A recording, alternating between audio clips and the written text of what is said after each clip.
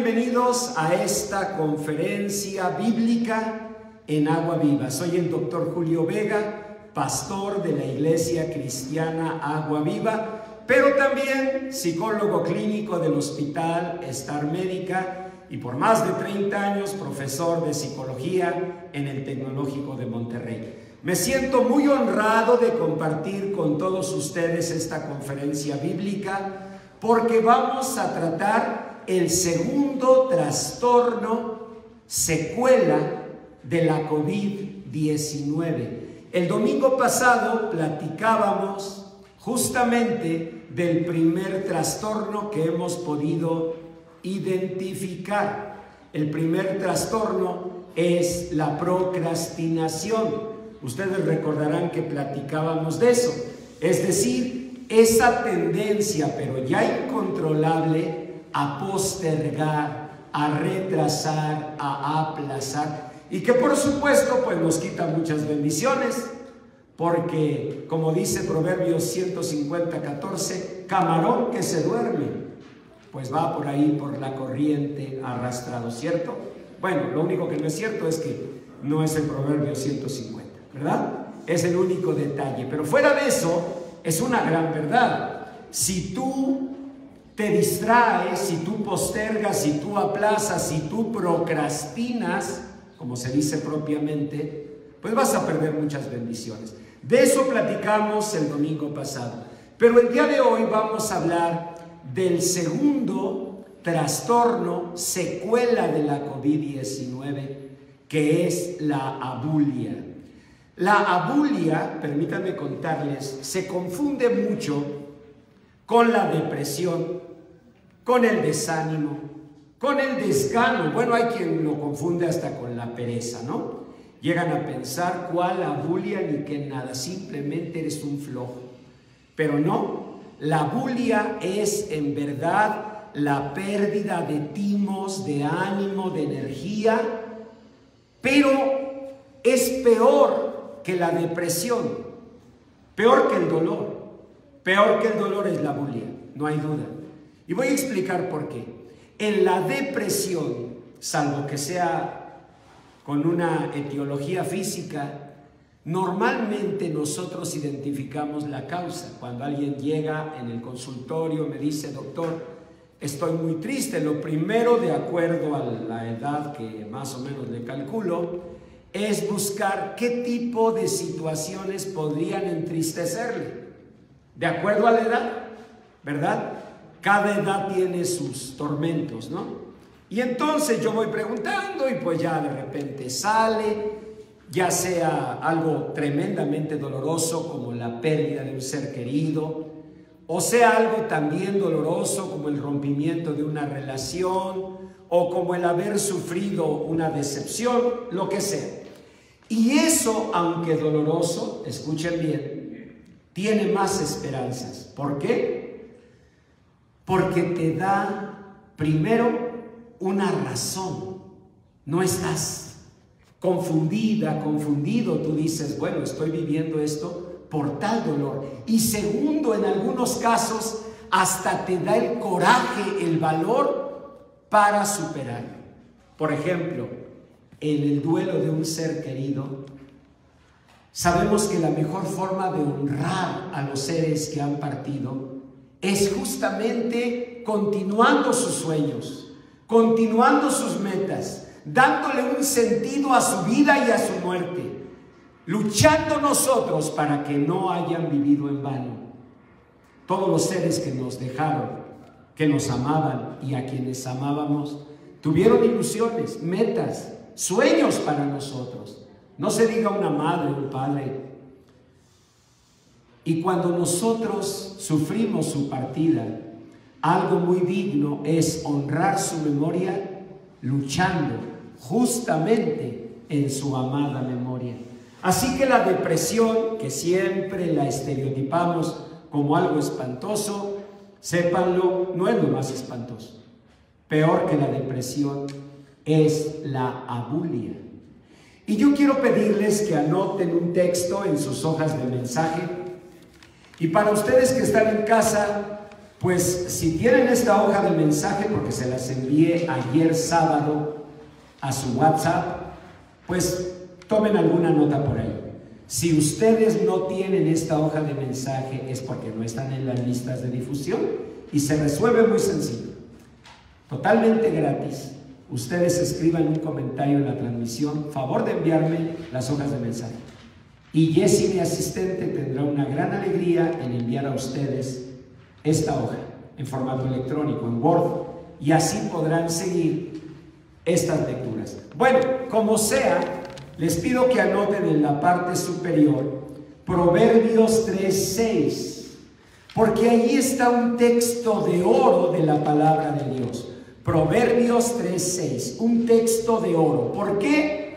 Porque dice muy claro: reconoce a Dios en todos tus caminos y Él enderezará tus veredas. Reconoce a Dios en todos tus caminos. Y miren que eso no es simple. Se requiere un gran valor, por ejemplo, para reconocer la mano de Dios en un tiempo de profundo dolor.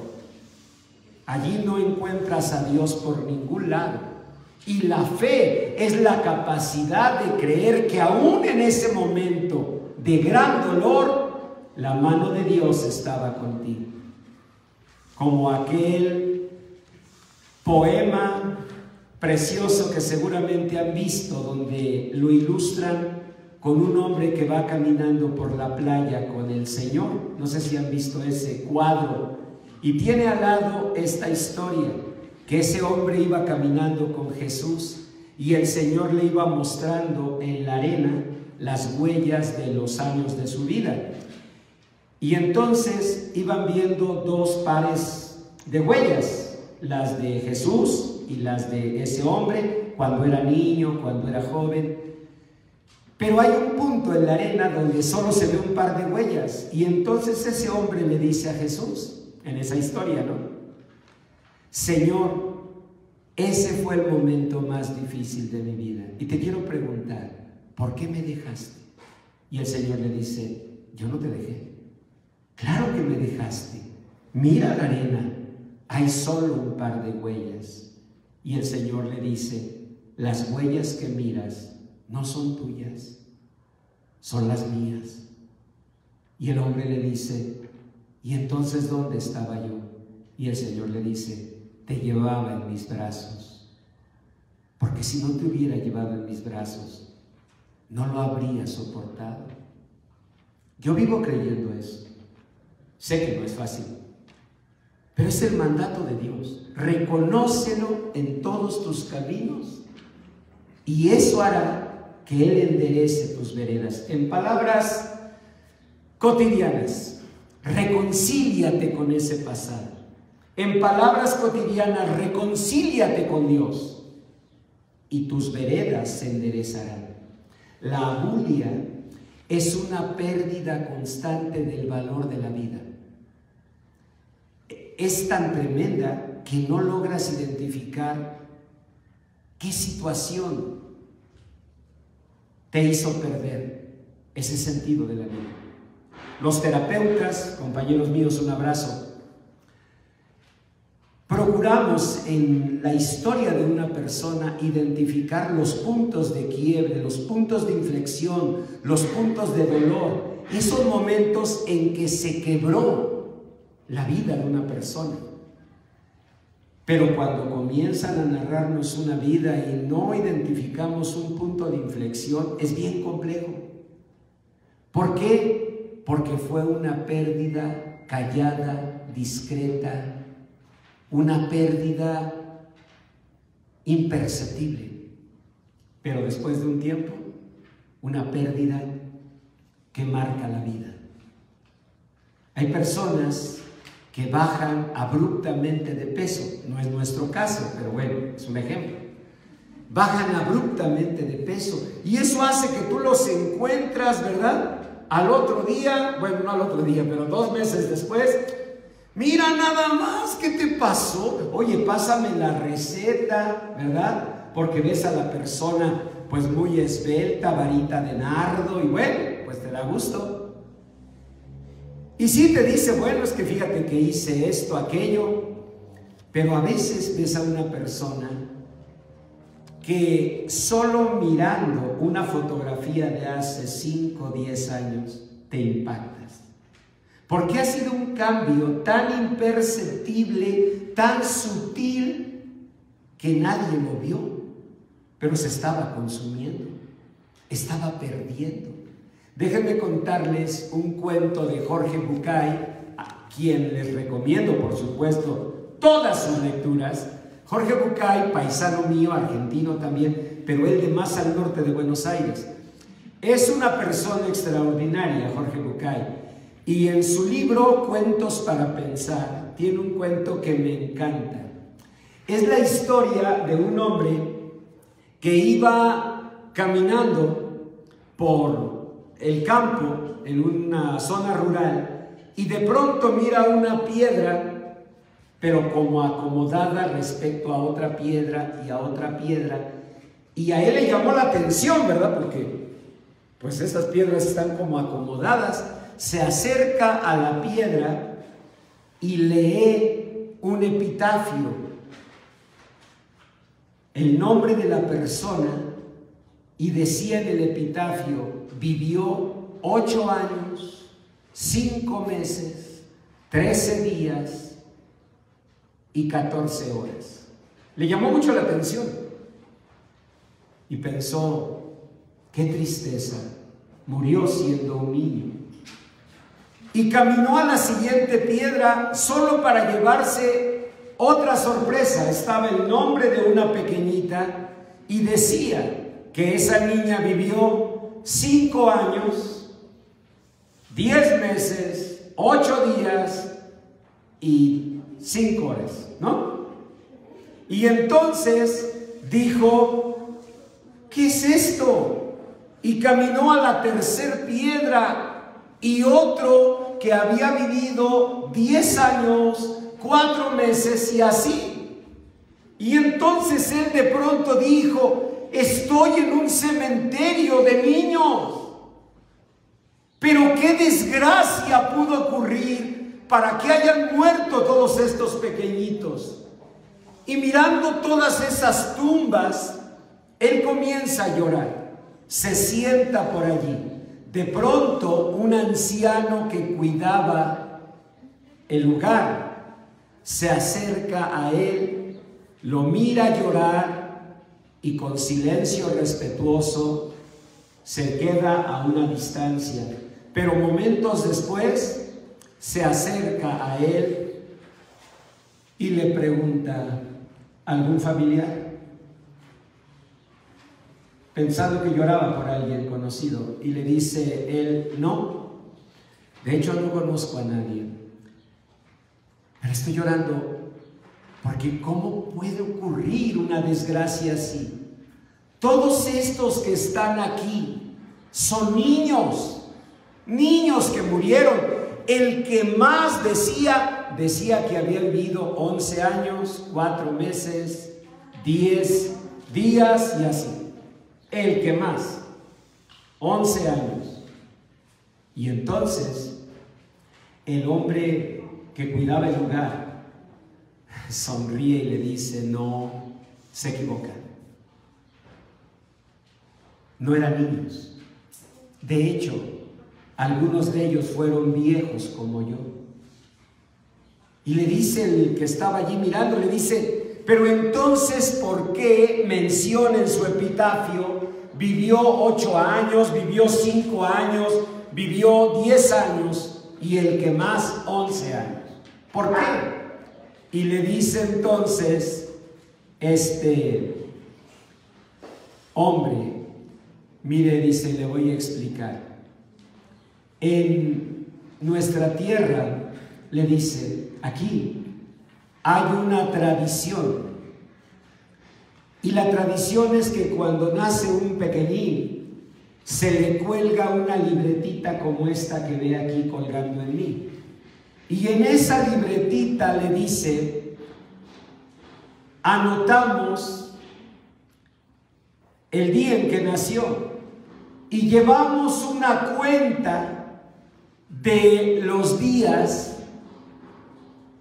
que va viviendo con alegrías. Por ejemplo, cuando es un pequeñito y a lo mejor gana un torneo de fútbol y el niño se pone feliz y el niño se alegra y el niño se regocija por haber cumplido ese torneo, dice, el niño anota, fíjense bien, de un lado el evento, gané el campeonato de fútbol, y anota cuánto tiempo disfrutó esa alegría. ¿Cuánto tiempo les gusta que disfrute la alegría? Vamos a pensar 3 días, una semana, entonces él anota 8 días, tantas horas y así. Cuando va creciendo el niño, tiene otras alegrías. El día que graduó en su escuela, y él anota graduación de mi primaria, graduación de mi secundaria, y después anota al lado cuántos meses le duró la alegría, y anota el día en que conoció a la mujer, al hombre con que formó una familia, y alegrías pequeñas, que a lo mejor una pequeña fiesta, o encontrar un amigo, o ver a alguien que no habías visto, o saber que una persona salió del hospital con bien. Aun cuando sean minutos, toman su libretita y anotan. Y le dijo a este hombre, entonces, al morir, es tradición de nuestro pueblo tomar la libretita de esa persona para cerrar la historia, pero antes sumar los meses, años, días, horas en que fue feliz. Y en su epitafio, en la lápida mortuoria, lo que escribimos no es que vivió 80 años entre amarguras y entre alegrías, entre azul y buenas noches. No, lo que hacemos es anotar lo que realmente vivió, lo que realmente disfrutó. Le dijo, por eso usted ve que en esa lápida dice que vivió 8 años, 10 meses, 20 días y tantas horas. Y por eso ve que en aquella otra 11 años y 3 meses y así. Y yo quiero hacer una oración pidiendo a Dios que haya entre nosotros quienes hemos vivido realmente mucho más que 11 años. Y si ha sido así, ha sido porque hemos sabido rescatar lo precioso de lo vil y porque hemos sabido reconciliarnos con el pasado. La pandemia está dejando 2 cosas muy peligrosas. 1, la conciencia de una amenaza frente a nosotros, la conciencia de un peligro frente a nosotros. De hecho, siempre teníamos peligros antes de la pandemia en la vida, pero la pandemia nos lo hizo patente, ¿cierto? Vivimos en un estado de alerta, anticipando la posibilidad de un contagio. Eso nos deja la pandemia, pero nos deja la pandemia algo peor, y es el olvido de lo bellamente vivido, el olvido de lo alegremente vivido. Es una expresión común, seguramente ustedes la escuchan. No, es que antes de la pandemia, y ese suspiro por aquella normalidad, ¿saben qué puede ser? La peor trampa de la vida, porque no nos permite ver lo primero. A pesar de la pandemia, tenemos la vida y personas más dignas, más buenas, que merecían más vivir que nosotros, no están aquí. Y si nosotros estamos, sería motivo suficiente para saber y reconocer el privilegio de vivir y escribir en nuestra libretita muchas bendiciones que Dios nos ha dado. Proverbios 3:6, reconócelo en todos tus caminos y Él enderezará tus veredas. Mientras tú vivas peleada o peleado con un pasado, nunca llegarás a ser padre de tu porvenir. Todos debemos aprender a dejar de ser hijos de nuestro pasado para llegar a ser padres de nuestro porvenir. Y eso, en palabras bíblicas, significa reconocer al Señor en todos nuestros caminos. Y que en la libretita que todos traemos colgada diga muchos años, muchos meses y muchas horas de bendición, porque así ha sido. Solo que el dolor oscurece nuestra vista, solo que la tristeza oculta esas bendiciones que Dios nos ha dado. Pero cuando tú reconoces a Dios en tu pasado, es porque logras reconciliarte con ese pasado. Y entonces Él enderezará tus veredas. Vamos a orar y a dar paso a este mensaje. Padre, en el nombre de Jesús, que tu Espíritu Santo, Señor, haga descender tu palabra sobre cada uno de los que estamos aquí, sobre cada persona en la transmisión, y que en la libretita de nuestro corazón se escriba con gratitud el reconocimiento de todas las bendiciones que en medio del dolor, de la tristeza, de la decepción, debemos aprender a reconocer que tú, Señor bendito, nos has dado.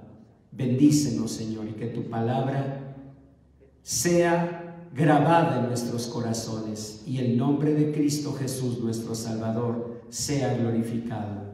Amén. Amén.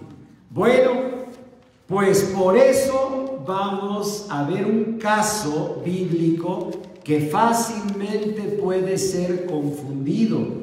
Porque déjenme comentarles que la abulia, que es la pérdida de ánimo, se confunde mucho con la depresión. ¿Están de acuerdo? Si tú miras a una persona abúlica, distímica, para decirlo más sencillo, como rama de pasote, pues lo primero que piensas es, está deprimida. ¿Cierto o no?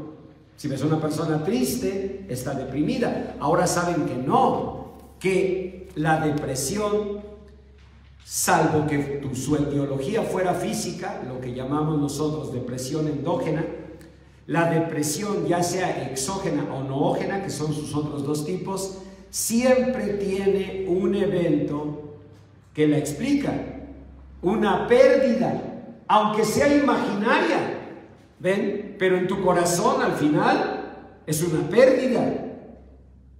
Y eso, aunque parezca mentira, es mejor que la bulia, porque la bulia en verdad es la misma pérdida de ánimo, de ilusión, de motivación, pero sin explicación alguna. Fue una pérdida tan imperceptible, tan breve, tan diminuta, que cuando un terapeuta como Jorge Bucay o cualquier otro te pregunta, ¿pero qué sucedió?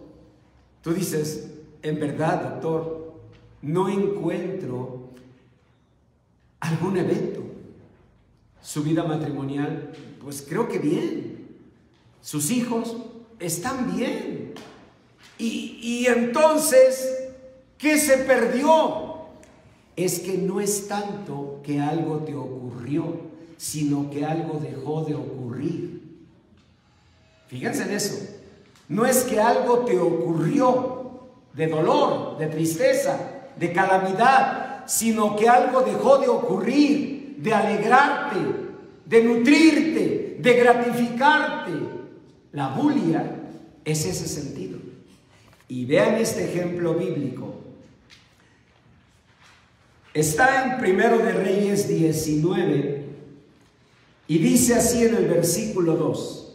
Entonces envió Jezabel, que era una mujer tremenda, a Elías, que era un gran profeta, un mensajero, diciéndole: así me hagan los dioses y aún me añadan, si mañana a estas horas no estás muerto. Sé que ahí dice un poco diferente, pero les voy a explicar por qué. Lo que pasa es que habían muerto los profetas de Baal. ¿Quién era Baal? Baal era un falso dios, un dios pagano, y esos profetas de Baal habían muerto.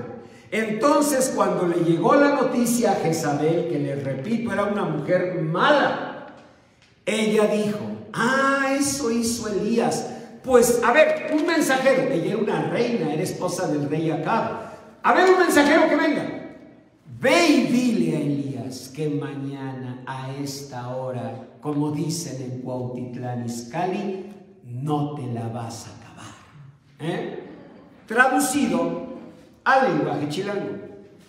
En la Biblia, pues aquí dice: mañana a estas horas habré puesto tu persona como la de uno de ellos. O sea, te mataré. ¿Sí? Mira, si te amenaza fulanito, menganita, pues sí te preocupa. Pero si te amenazara la esposa de un rey, estás perdido. ¿Cierto? Y dice la palabra, verso 3, se los puse incluso con negritas, dice: viendo pues el peligro, ¿qué hizo Elías? Se levantó y se fue para salvar su vida.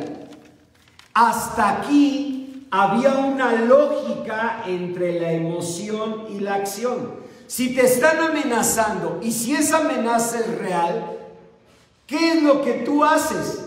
Protegerte. ¿Cómo? Escondiéndote, huyendo. Hace unos días hubo una amenaza para cantantes, para artistas. ¿Supieron? Yo me escondí. No estaba en la lista. Pero dije, yo me escondo. Si andan persiguiendo artistas, seguramente a mí también. Y que me escondo. Me pasó igual cuando murió Eduardo Palom.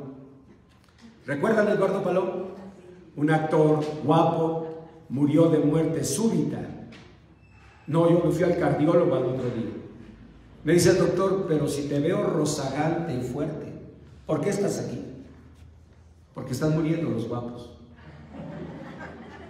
Oh, caballeros que se encuentran aquí, ustedes tranquilos, no están federales, la verdad. Pero yo sí me preocupé. No, ya en serio, cuando hay una amenaza, pues lo primero que sientes es temor. Y tal vez ese temor te lleva a una acción, que es esconderte, huir. Vean que hasta aquí era lógica la actuación de Elías. Pero les digo una cosa: las emociones no tienen lógica, no tienen estructura, no tienen mecánica, no tienen secuencia. Las emociones pueden llevarte de un lado al otro sin previo aviso. En serio. Quedas en medio de un torbellino, decimos nosotros un whirlpool, no sé si ubican eso, remolination, ¿no? Un whirlpool. ¿Recuerdan Stuart Little? No me digan que no, por favor, no me digan que no. ¿Recuerdan Stuart Little cuando lo echaron a la lavadora? ¿Sí o no? ¿Y cómo se asomaba en la ventanilla? ¿Recuerdan su cara? Así se las veo a ustedes. Sí, en serio, con todo y cubrebocas, ¿eh? ¿Por qué? Porque las emociones a veces te meten en un whirlpool donde pasas de una emoción a otra, pero en una forma tan contradictoria que ya ni tú te entiendes. Y hay quien te lo dice: ay, mira, primero trata de tranquilizarte, porque tú ya no sabes ni lo que quieres, ya no sabes si vas o vienes. Primero que lo extrañas, luego que lo odias, que no lo quieres ver ni en pintura, y luego estás llorando que porque no te ha escrito. ¿Qué te pasa? ¿Qué te pasa? Que estás en medio de emociones. Las emociones no tienen un orden. Por eso, cuando estamos viviendo eso, hasta nosotros nos decimos a nosotros mismos: piensa, piensa. Y tienes razón. Si tú piensas, los pensamientos Dios los hizo con una estructura lógica y nos ayudan. Hasta tú dices: ay, no sé, mira, me puse a pensarlo, ay, yo me siento más tranquila. Pues sí, porque ahora están dentro de carriles firmes que tienen los pensamientos. Y por eso la palabra de Dios dice que debemos traer todo pensamiento cautivo a la obediencia a Cristo. ¿Ven? Si tú estás en un torbellino así, en serio, la primera bendición es pensar. Dejar de estar dando rienda suelta a las emociones, porque las emociones te pueden confundir. Véanlo aquí, para que no piensen que lo estoy inventando. Aquí está muy claro. Él se levantó y se fue para salvar su vida, y vino a Berseba, que está en Judá, y dejó allí a su criado. Un error gravísimo. La soledad es lo peor cuando estás en una crisis, pero a veces hasta por soberbia decimos: dejadme solo. No, yo quiero estar solo, déjame, quiero estar a solas conmigo. Cuidado. Elías dejó a su criado, y su criado no era cualquier persona, ¿eh? Por ejemplo, más tarde Elías tuvo a un siervo, a un criado, que fue ni más ni menos que el profeta Eliseo. ¿Ven? ¿Qué quiere decir? Que eran siervos de Dios. Eliseo, ¿a quién tuvo? A Giesi, un siervo de Dios. ¿Se dan cuenta? En otras palabras, el criado que dejó era una bendición. A veces nosotros incluso hasta bendiciones bloqueamos, porque la persona que Dios te está mandando para ayuda es una bendición de Dios, y tú: no, pero yo prefiero estar sola. Así le hizo Elías, y ahora van a ver lo que pasó. Dice la palabra que al quedarse solo, sigan leyendo en el versículo número 4, y él se fue por el desierto un día de camino, y vino y se sentó debajo de un enebro. ¿Qué es un enebro? Es un árbol. Mira, si dijera: se trepó en las ramas del enebro, digo, tiene lógica, se está escondiendo. Pero al pie del árbol, dime si no lo iban a ver. A ver, ¿para qué había salido? Para salvar su vida, ¿cierto o no? Para esconderse, para escapar. Y ahora se sienta en un árbol donde todo el mundo lo ve. Pero esa es la expresión de las emociones, la confusión. Sigan leyendo. Y dice: se sentó debajo de un enebro y deseando morirse. Esto, yo digo, de veras, cuánta paciencia de Dios. Porque ¿cómo salió de casa cuando supo que Jezabel lo amenazaba de muerte? Salió para salvar ¿qué? Su vida. Imagínense su oración en la carrera: ay, Señor bendito, salva mi vida. Señor bendito, guárdame. ¿Así va orando o no? Y ahora deseaba morirse. ¿Por qué? Porque las emociones llevan tu mente a un caos. En serio.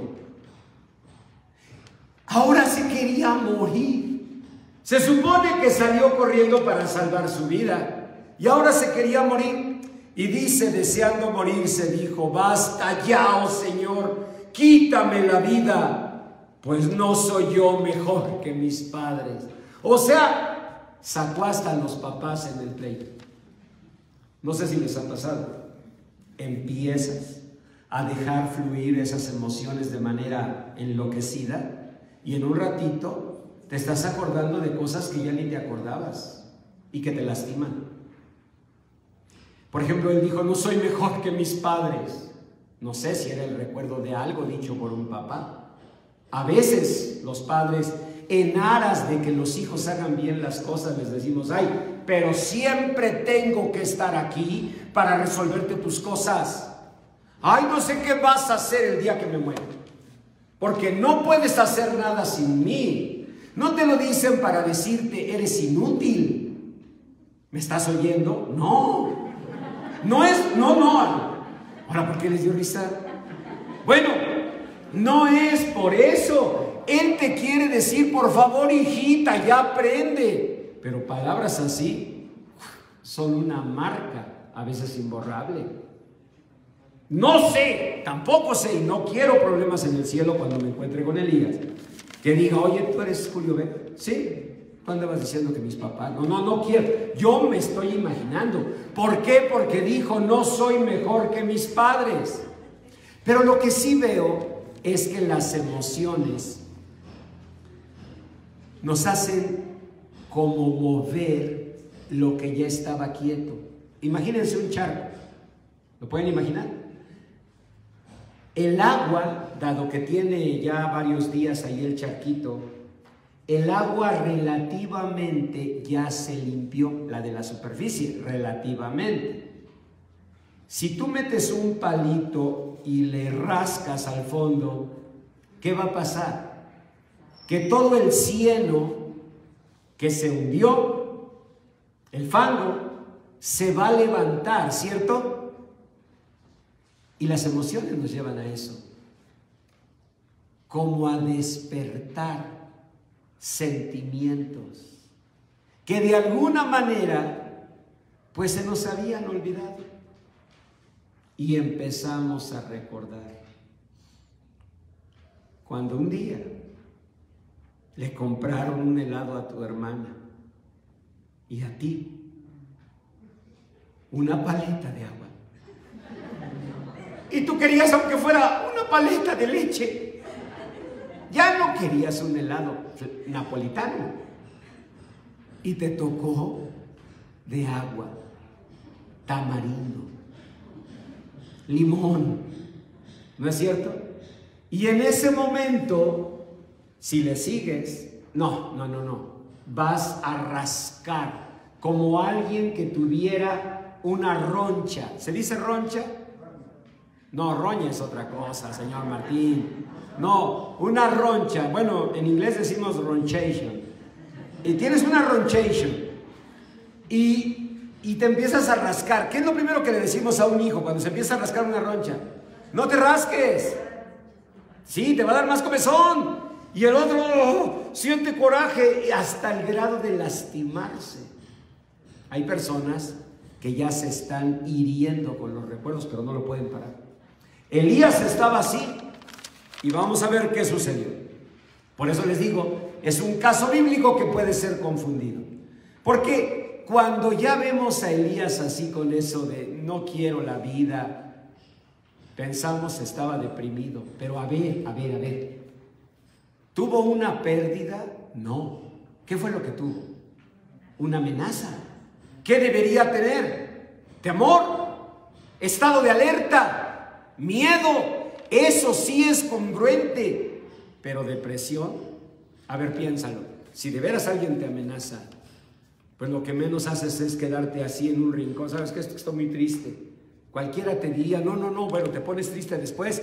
Ahorita, ¿qué es lo importante? A ver, si te están amenazando y la esposa de un rey, ¿qué es lo importante ahorita? Salvaguardar tu vida. ¿De acuerdo?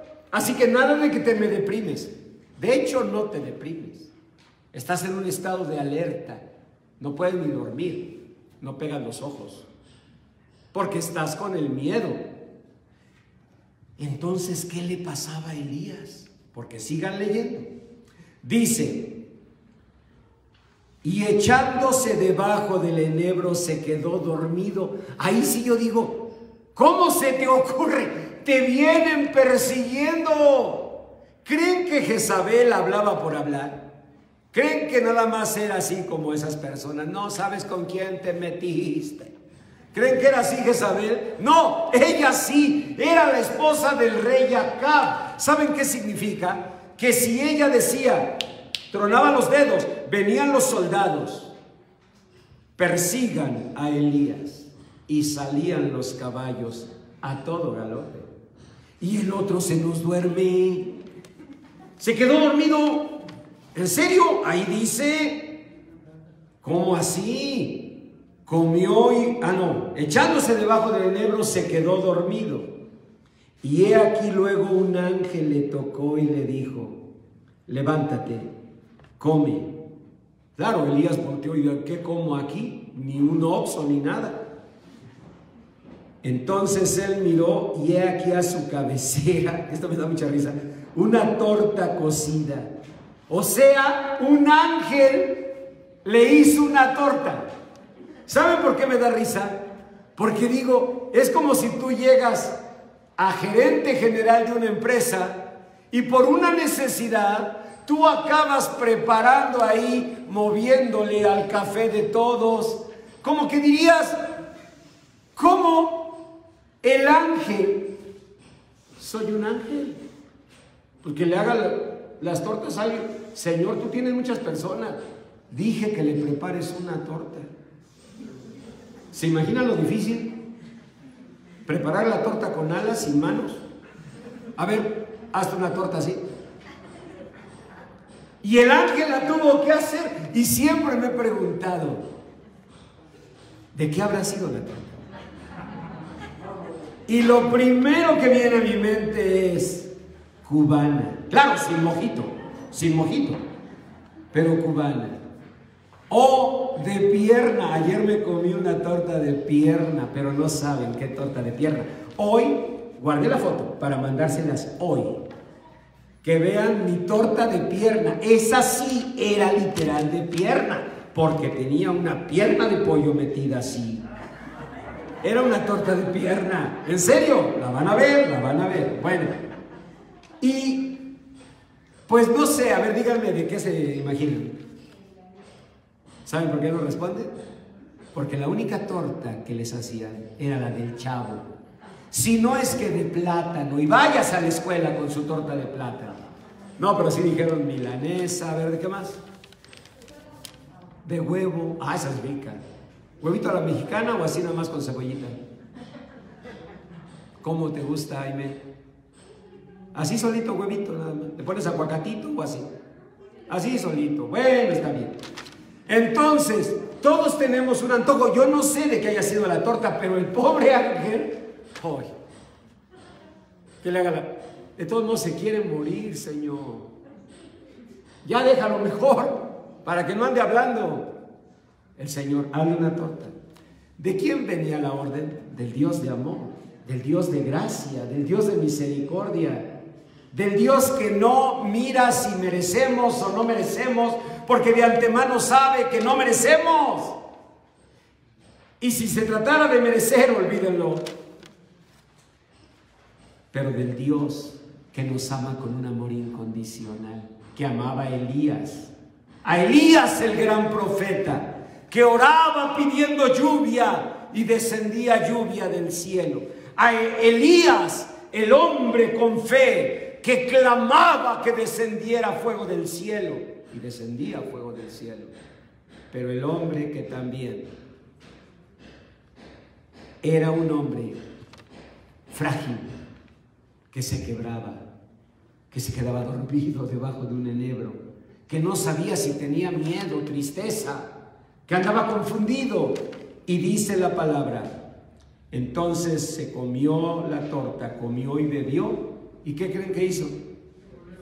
Se volvió a dormir.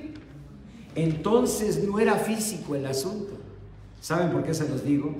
Porque muchos de nosotros, acostumbrados al mundo sensible, lo primero que pensamos es, no, pastor, mire, le agradezco su oración, pero a mí se me hace que últimamente he andado así, pero ¿sabe? Por la presión.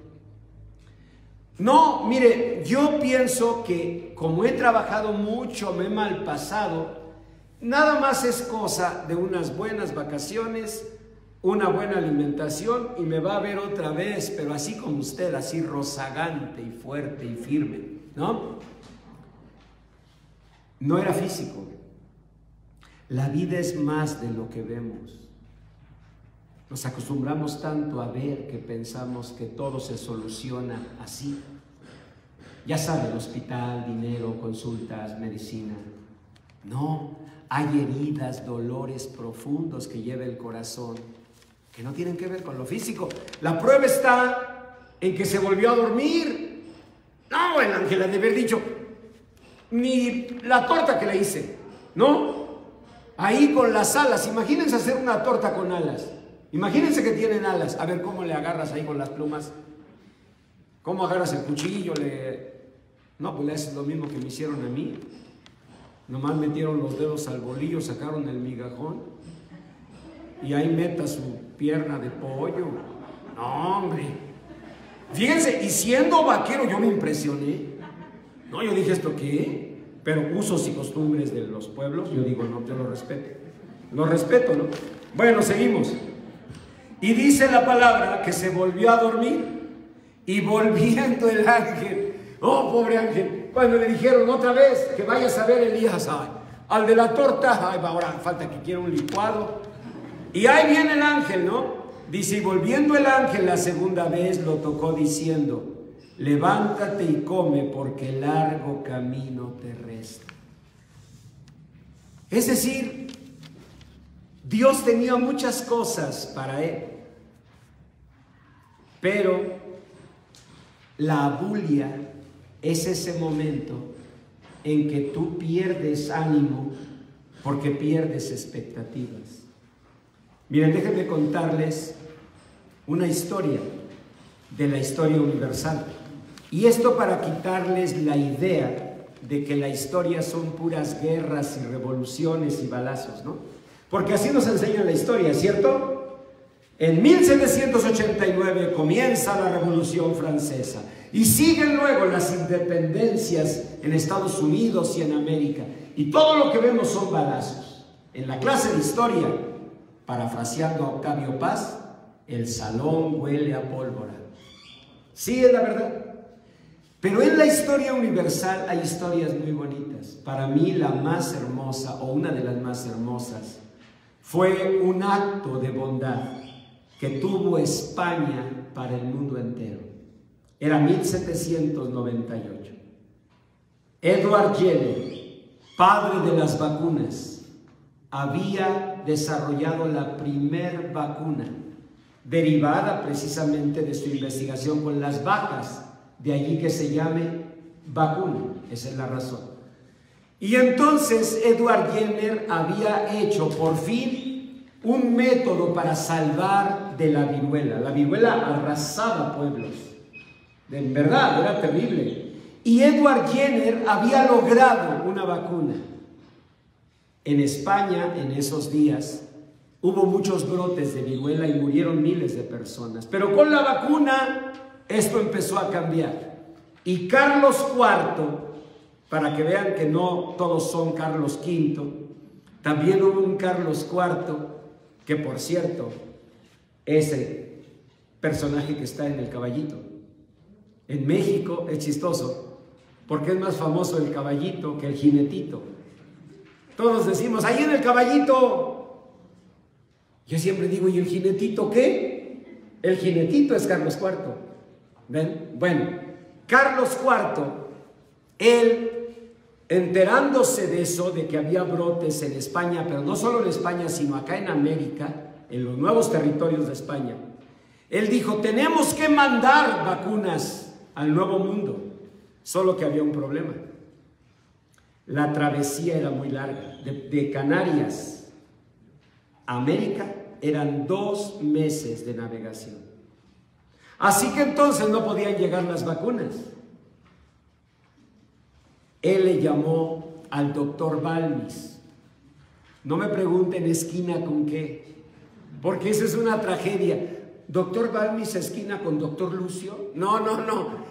Llamó al doctor Balmis, al verdadero, que era un gran médico, y le dijo, doctor, hay brotes de viruela en América y están muriendo miles y miles de personas. ¿Qué podemos hacer? Le dijo Balmis, hay un método, rey, pero es muy complicado. Tendríamos que inocular a niños y llevarlos allá inoculados. O sea, ¿los vacunamos a todos aquí? No, no, no, no, porque muere el virus. Tenemos que inocular a 2 aquí. Y en 9 días, de esos 2, inocular a otros 2. Y a los 9 días, a otros 2, que vayan sirviendo de puente a través de los cuales el virus viva. Digamos, la sustancia de virus, pero que ahora en vacuna iba a ser generar defensas, ¿no? Como estamos hoy viviendo. ¿verdad? Bueno, nosotros con la Johnson, y ustedes, pues la verdad no sé muy bien, creo que rusas o chinas. Cada quien sus vacunas, ¿no? Cada quien sus vacunas. Pero esa era la técnica. Y entonces, pues sí suena muy bien, nada más que ¿a qué niños? ¿Qué padres iban a decir? Ah, llévate a mi chamaco, sirve que... ¿Cuánto dura? 3 años. Llévatelo. ¿No? Llévate estos héroes. No, los papás iban a decir, no, ¿cómo crees? Y entonces se les ocurrió, los niños de un hospicio. Fuerte la decisión, ¿no? Cuando llegaron al hospicio que escogieron en La Coruña, la rectora salió a recibirlos y les dijo, ¿por qué, mis angelitos? Es para salvar a millones. Bueno, además, si lo está diciendo el rey, ¿crees que hay opción? No era, no, vamos al Congreso. No, vamos a llevarlo a la Suprema Corte de Justicia. No. Allá dijo el rey y se hace. Ella dijo, está bien, se va a tener que hacer. Solo pido un favor, déjenme ir con ellos. Tú, en la embarcación, ¿saben lo que pensaban los marineros misógenos, ingratos y todo lo que quieran? ¿Qué pensaban? Que una mujer no podía subir a un barco, porque seguro nos agarraba una tempestad, o asaltaban el micro, asaltaban la combi. Entonces, no, dijeron, no. Pero ella dijo, rey, es todo lo que pido.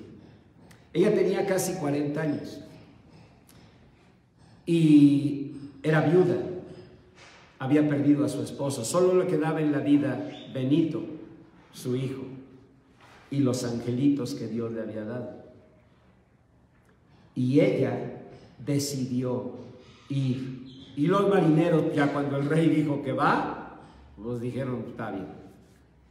Y se fue ella, con 19 niños que tomaron. E iban 2 meses de travesía, 2 meses, soportando calores, hambre, pero sobre todo las reacciones de las vacunas. ¿Se imaginan? Y ella, la primera enfermera de América, cuidando a los niños, a sus angelitos. Lo maravilloso de esa historia es que cuando ya llegaron a América, ustedes saben, conocen eso, esa expedición se dividió. El doctor Salvani, que era un médico muy joven, se fue hacia Sudamérica, mientras que el doctor Balmis, esquina con doctor Lucio, se vino a México. ¿Ven? Bueno, primero Venezuela, que fue donde llegaron, luego Cuba, luego México. Y entonces de allí hasta las Filipinas. Y los niños enfrentando todo eso. Miren, mejor marineros fuertes. ¿Cómo es un marinero? ¿Cómo se lo imaginan? Chéquenme. Exacto, rudo. Ahí está. No, tú dices, este aguanta lo que sea. Bueno, mejor marineros así morían. El doctor Balmis mismo, por tantito se nos muere de disentería. ¿Ven? No se diga Salvani. Salvani perdió un ojo, un brazo en los Andes y murió en Bolivia. Y era joven. El doctor Balmis le escribió un día a Carlos IV y le dijo, de todas las maravillas de este viaje, quiero decirle que lo que más admiro es a esta mujer que no ha dejado de trabajar por lo que ella llama sus angelitos. Doña Isabel de Celdán y Tobar. Esa es la razón por la que en México cada año se da ese reconocimiento a las enfermeras más dedicadas a sus pacientes. Esa es la razón. Una mujer maravillosa, Tanto que cuando ella regresa de las Filipinas, ya no quiere regresar a España. Pidió al rey, como un pago, déjeme en Puebla. Porque le gustaban las semitas, sobre todo la de milanesa con quesillo y chipotle y aguacate. No, la verdad no sé, pero ella decidió pedir quedarse en Puebla y así se quedó. Ella fue la primera enfermera de América. Pero más que eso, una mujer maravillosa que no se rindió, que mantuvo el ánimo, era viuda. A sus 40 años había perdido todo, hasta que un día descubrió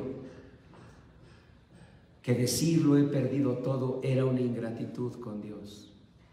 Había muchas bendiciones que le quedaban. Y ella, que tanto valoraba un hijo, Dios le dijo, te voy a mandar más. Y le mandó a todos sus angelitos. A mí me encanta ver la estatua que está en La Coruña, en el puerto, porque está ella y están sus angelitos en la estatua. Y están mirando al mar con el valor que lo vieron cuando salieron de La Coruña a salvar millones de vidas. Cuando Edward Jenner se enteró, Edward Jenner escribió, nunca en la historia de la humanidad tantos millones de personas deberán a tan pocos. De ahí Winston Churchill lo tomó para su famosa frase, porque ustedes ya lo habían oído, pero con Churchill. Nunca tantos deberán a tan pocos. Hablando del día de. ¿Ven? Lo que quiero decirles es que cuando ves estas historias, te das cuenta de una cosa: la reconciliación con Dios, con tu pasado, con tus tristezas y el rescate de el valor de tu vida es la obra que la gracia de Dios quiere hacer en nosotros. Porque lean, por favor, ¿qué nos dice Dios del ánimo? Es decir, en la animología bíblica, ¿qué nos enseña Dios? Vamos a verlo. Éxodo 31:6 dice, y he aquí que yo he puesto, dice el Señor, en él a Aholiab, hijo de Ahisamac, de la tribu de Dan, que sabrá Dios quién era. Y he puesto sabiduría en el ánimo de todo sabio de corazón. En otras palabras, tú y yo no solo necesitamos ánimo, necesitamos sabiduría de ánimo. Es un error que cometemos. Hagan de cuenta como si yo necesitara dinero. Y entonces estoy desesperado porque tengo un montón de problemas y angustias. Y alguien me dice, pastor, no se preocupe. ¿Cuánto necesita? Pues tantos miles de pesos. Pastor, aquí se los presto, páguemelos cuando pueda. De momento, ¿cómo me siento? Feliz. ¿Por qué? Porque se resolvió mi problema. Pero si no tengo sabiduría para manejar el dinero, ¿qué va a pasar? Pues lo voy a malgastar, no voy a aprovechar la bendición. De momento ando ya muy feliz. En 3-4 meses, ¿cómo voy a estar? En las mismas, y ahora hasta debiéndole a aquella buena persona, ¿cierto? Tú y yo no solo necesitamos ánimo, y lo digo porque a veces vamos a un terapeuta, un saludo a mis colegas, buscando ánimo. O abrimos un libro de crecimiento humano buscando ánimo. ¿Ven? Y no estamos haciendo nada malo. Qué bueno que busques ánimo. Pero Dios en su palabra bendita dice que no solo necesitas ánimo, sino sabiduría en el ánimo. Porque el ánimo también no es una solución segura, ¿eh? No, capaz que te me animas y dices, como dice el canto de Jesús Adrián Romero, así, pues hoy voy a cambiar, revisar bien mis maletas. ¿Y qué se produce? Se produce una persona que ahora dice, los hombres me lastimaron, muchos van a pagar. Soy Teresa. Ándale pues. Y a correr se ha dicho. Y las que se rieron bien que ven las novelas, señorita Anita. Su risa le acusó. No, es que hay novelas buenas. Vio Cuna de Lobos, El Camino Secreto, vio La Gata con María Rivas y Juan Ferrer. Ah, bueno, está bien. Entonces, lo primero que dice Dios, y vamos a tenerlo claro, es necesitamos sabiduría de ánimo. Y segundo que dice el Señor, esforzaos y cobrad ánimo, no temáis, ni tengáis miedo de ellos, porque el Señor tu Dios es el que va contigo, no te dejará ni te desamparará. Cobrad ánimo. ¿A qué les suena eso de cobrar? A ver, díganme. A recuperar algo. Hay incluso quienes trabajan en cobranza. ¿Qué características tienen los que trabajan en cobranza? Digamos que son firmes, dice Víctor. ¿Qué más? ¿Qué tienen? ¿Qué características? Rudeza, carácter, perseverancia, habilidad, firmeza, personalidad. Todo eso tienen los que están en cobranza. ¿Están de acuerdo? Porque para cobrar algo se necesita firmeza. Y cuando Dios dice cobrad ánimo, ¿qué nos está diciendo? A ver, díganme, ¿qué nos está diciendo? ¿Saben qué nos está diciendo? Que no es fácil, pero que por nada del mundo debes permitir que alguien te robe lo que te pertenece a ti. Alguien que cobra es porque sabe que algo le deben, ¿cierto? Y no está dispuesto a perderlo. Quiere recuperarlo. Y para recuperarlo va a tener que ir a cobrar.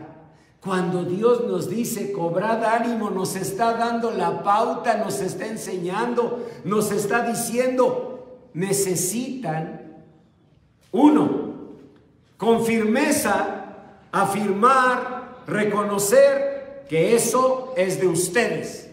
Y dos, que nadie tiene derecho a quitártelo. Eso es lo que te da la firmeza. El ánimo debe cobrarse. Cobrad ánimo. No son casualidades, ¿eh? Es cuando tú ves cómo la palabra de Dios, hasta en esos detalles lingüísticos, nos bendice. Nos está diciendo, no va a llegar el ánimo así nada más. Nada más por, no, mira, mañana sí me baño. Y una buena bañada y voy a salir otra vez. Yo sé que lo has hecho. Ahora sí que sacar fuerzas de debilidad, ¿cuánto te duran? No, cobrar ánimo es recuperar. ¿Recuperar qué? Lo que la vida o alguien u otra persona te ha quitado. ¿Alguien tiene derecho a no gustarle lo que tú eres? Tiene derecho, pero no tiene derecho a lastimar tu imagen de persona. Hace rato que dije que andaban amenazando a cantantes y que me escondí. Ustedes se rieron. ¿Por qué? Porque dijeron, pastor, pero usted tranquilo, están diciendo a cantantes, usted canta muy feo, a usted no le van a hacer nada. ¿Ven? Señorita Anita, denle otro boletín a Anita de premio. Bueno, entonces vean, tú tienes derecho a decir, no me gusta cómo canta. Pero el derecho que no tienes y que yo no debo darte es el derecho a que afectes mi vida. ¿Están de acuerdo? Alguien tuvo el derecho a decir, prefiero a otra mujer. Bueno, pues así quiso. Pero eso no le da el derecho, y tú no debes permitirlo, a que tú te malveas por eso. Tú tienes que rescatar y rescatar y rescatar el valor de tu persona. A eso le llama la Biblia cobrar ánimo. Y si ustedes ven, la Biblia dice que hay que tener cuidado, porque la dinámica del ánimo es muy compleja. Fíjense, en Job 3:20 dice que hay ánimo amargado. Hay personas que se amargan, que se llenan de dolor, pero lo conservan, se arrancia el dolor en ellos. De ahí viene la palabra rancio, de rancor. Rencor derivó del rancor, de rancio, etimológicamente. Y habla de algo que se amargó. Díganme algo, un jugo que se amargue si no te lo tomas luego. El de naranja, el de toronja. Y hay algo de ustedes, muy de ustedes, ¿verdad? Que la verdad lo probé alguna vez. Me cuesta trabajo decir la palabra, me costó trabajo aprenderla. Tepache. Tepache. Ah, me encanta decir eso. Tepache. El tepache. Si lo dejas, se te amarga. ¿Qué quiere decir? Que el ánimo debemos renovarlo en cada momento. Que no te dejes. Así que, pues, quiero darme un tiempo, doctor. No sé, unos meses. Irme sola.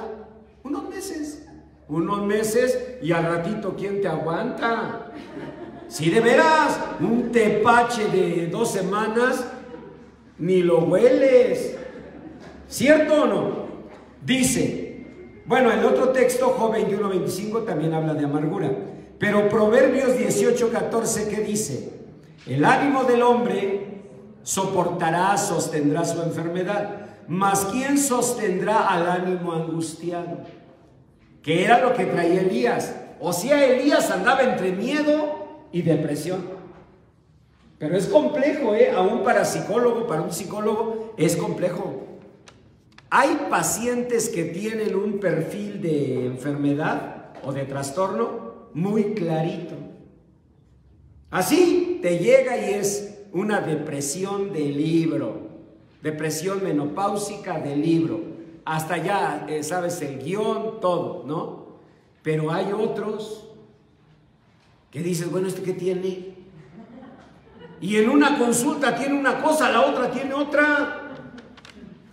Luego me dicen así, pues, ¿no se acuerda, doctor, que la vez pasada no, la vez pasada andabas con la angustia y ahora andas más bien como con la chiripiorca, ¿no?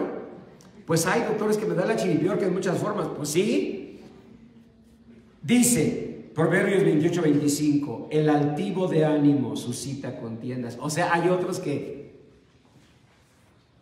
no necesito nada. Mire, doctor, sí, él me despreció, pero usted no sabe la mujer que se va a levantar. Y esa soberbia lo único que hace es que no busques un doctor, porque cuando se te encuentra, ¿qué dices? Cuando te pregunte, ¿cómo estás? Ah, bien. Mire, pastor, si quiere orar por alguien, ore por él, porque él ha de estar deshecho. No, el otro anda bien contento. ¿Ven? Entonces es muy importante que no hagas altivez, porque el Señor Jesús dijo, ¿quiénes tienen necesidad de médico? ¿Qué dijo Jesús? Los enfermos. Entonces, si tú en esa altivez dices, estoy bien, no buscas la ayuda de Dios, porque crees que estás bien. ¿Qué más dice en Ezequiel 25:15? Que hay otros que tienen despecho de ánimo. Despecho. Que significa que están con un sentimiento no solamente de enojo, sino de desdén, de coraje, nomás que se expresa en un desdén. La verdad, no perdí nada ahí. Créamelo, pastor, ni lágrimas derramé. No, para lo que perdí. Qué bueno que lo perdí. Bueno, si fuera porque realmente es una evaluación objetiva, pues es respetable. Pero es puro despecho. Lo que te hace hablar es el despecho. Y por eso dice la palabra en Ezequiel 13:22 que hay otro ánimo que te aparta al mal camino.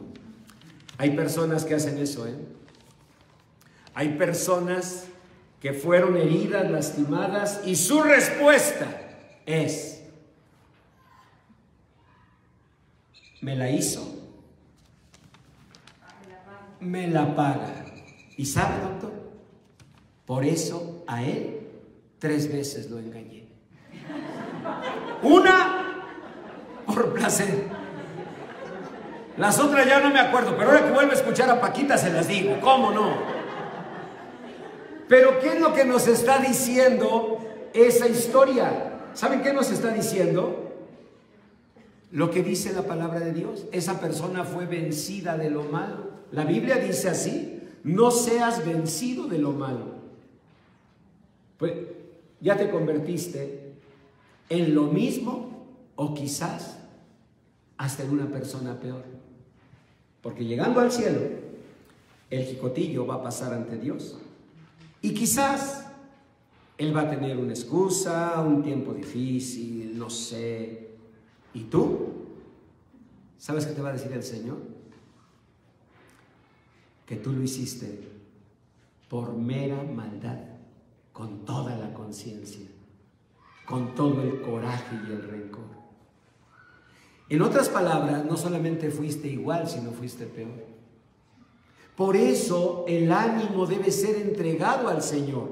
Vamos, den la vuelta a la hoja de mensaje y vamos a ver qué hizo el Señor Jesús con este tema. Dice Mateo 9:2: y sucedió que le trajeron un paralítico. ¿Y qué le dijo el Señor? Ten ánimo, hijo, tus pecados te son perdonados. ¿Saben por qué de inmediato le dijo tus pecados te son perdonados? Porque estaba como algunos de nosotros aquí, oyendo este mensaje, personas en la transmisión, diciendo: pues yo necesito esa ayuda de Dios, pero no la merezco, porque he pecado mucho. Y sabe, pastor, a lo mejor merezco todo lo que estoy viviendo, porque yo hice mucha maldad. ¿Qué es la gracia de Dios? ¿Sabes qué es la gracia de Dios? Es el favor inmerecido que recibimos del amor y de la bondad de Dios. ¿Y sabes qué significa? Que claro que el Señor sabe que tú y yo no lo merecemos, pero nos quiere decir que nuestros pecados son perdonados, porque Cristo Jesús murió para pagar el precio de nuestra salvación. Entonces, lo primero que Dios dice es: tus pecados son perdonados. Segundo, dijo el Señor a una mujer: ten ánimo, hija, tu fe te ha salvado. Lo que nos va a salvar es el ánimo, que la gracia de Dios reavive en nosotros. No el ánimo que los hombres pueden reavivar. Cuando estamos desanimados buscamos un terapeuta, pero un ciego no puede guiar a otro ciego. Yo lo he dicho y lo repito: un psicólogo, como un servidor, puede ayudarte a pintar estrellitas en un cielo oscuro, pero el único que puede hacer que la noche se vaya y el día amanezca de nuevo con todo el poder de la luz del sol es Dios. Si tú lo que quieres es pintarle estrellitas a tu escenografía dolorosa, cuenta conmigo. Pero si tú lo que quieres es quitar esa escenografía y traer la verdadera vida, eso o lo hace Dios o no lo hace nadie. Porque Él dijo: yo he venido para que tengan vida y vida en abundancia. Yo no puedo ayudarte. Y soy lobo viejo, con muchos años trabajando, casi 40 años, dando enseñanza, cátedra en instituciones importantes. Pero yo no puedo ayudarte, no hacer amanecer el día. Si yo pudiera, lo haría amanecer para mí. Yo no puedo ayudarte. Es el Señor. Por eso le dijo: ten ánimo, tu fe te ha salvado. Dice el tercero: a la noche siguiente se le presentó el Señor y le dijo: ten ánimo. ¿Qué nombre dio? Se queda uno. ¿Cuál Pablo? ¿A poco el apóstol Pablo? Oye, no. El apóstol Pablo escribió cartas preciosas. El apóstol Pablo predicó mensajes preciosos. Pues sí, tú también y yo también. Pero a todos, un día se nos mueve el piso y encontramos la horma de nuestro zapato. Y cuando tú miras, ¿Pablo se desanimó? Sí. Y te tengo algo más. Ve la última lectura. Marcos 6:50. Porque todos le veían y se turbaron, pero enseguida habló con ellos y les dijo, ¿qué les dijo? Tened ánimo, soy yo, no temáis. ¿Quiénes eran esos todos? ¿Saben quiénes? Los apóstoles. No, por favor. San Mateo, Santo Tomás, San Bartolomé, ¿sí? Todos ellos. Bueno, Santa Claus porque no estaba. Pero todos los san estaban ahí. ¿Y cómo estaban? Llenos de miedo. Increíble. Los que iban a ser llamados los apóstoles de Jesucristo. Bueno, el más grande de ellos, Pablo. A cada uno de nosotros el Señor un día nos dice, ten ánimo. Pero las palabras de Dios no son, ten ánimo, échale ganas. No, ten ánimo significa en la boca de Dios, recibe mi gracia. Recibe mi gracia, no te dejes engañar por los religiosos. Los religiosos te enseñan que tú eres malo y me necesitas a mí. Tú no me necesitas a mí, tú necesitas al Señor. Yo necesito al Señor. Porque es fácil hacer aquí la carita del osito Bimbo, ¿no? Pero en la vida diaria, ¿creen que no hay momentos en que cualquiera de nosotros siente ese peso del dolor? Es Dios quien lo puede hacer. Cuando Dios te dice, ten ánimo, te está diciendo, confía en mi gracia. Los religiosos te van a decir que no, que tú tienes primero que ser perfecto para entonces acercarte y merecer un día el favor de Dios. ¿Saben cómo se me imagina? Me suena tan ridículo como si dijéramos, te vamos a atender en este hospital, pero no en esa condición, ¿eh? Aquí no vengas quejándote, porque somos un hospital decente. Cuando te alivies, vienes al hospital. A ver, díganme, en esa lógica tan ridícula, ¿qué diríamos nosotros? Cuando me alivie, ¿ya para qué? ¿No es cierto? ¿Por qué estoy aquí? Pues porque he intentado aliviarme yo. ¿No lo hemos intentado todos? No hemos intentado en muchas formas, pero cuando tú reconoces, no puedo, es cuando la gloria, la gracia, el poder de Dios actúa en nosotros. Y yo te invito para que en este momento le digas, Señor, así como doña Isabel, esa valiente enfermera, tuvo angelitos que amaba y tenía que cuidar. Así, Señor bendito, yo tengo bendiciones que tú me has dado, que tú me llamas a cuidar, a darte cuenta. Señor, permíteme levantarme, pero no con mis fuerzas, no por la motivación que puedan darme palabras de otros, ni siquiera por el coraje, ni siquiera por eso que llamo dignidad y que a veces no es más que soberbia, sino por tu gracia, por ver tu mano extendiéndose a la mía, por ver tu mano bendita, limpia, pura y santa, no teniendo reserva de tomar mi mano sucia para levantarme.